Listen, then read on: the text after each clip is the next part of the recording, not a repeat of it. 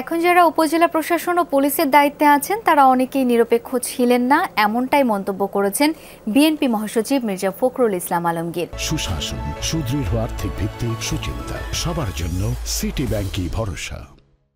দুপুরে তার নিজ জেলা ঠাকুরগাঁয়ে তিনি আর কোনো খারাপ কাজে সম্পৃক্ত না হতে প্রশাসনের কর্মকর্তাদের আহ্বান জানান। বলেন, আওয়ামী লীগ নির্বাচন ব্যবস্থাকে ধ্বংস করে দিয়েছে, সেই কারণে মানুষ অতীতে ভোট দিতে পারেনি। সবাই যেন ভোট দিতে পারে, সেজন্য বর্তমান সরকারকে সহায়তা করতে সবাইকে ঐক্যবদ্ধ হয়ে কাজ করার আহ্বান জানান মির্জা ফখরুল।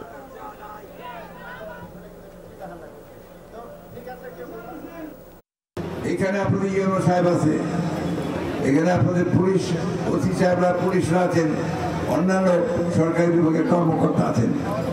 অনেকেই যে একেবারে ধর্মপুত্র যুধিষ্ঠির ছিলেন তা না, ওই সময় ওনারাও অনেক ঝামেলা করতেন, তাই না?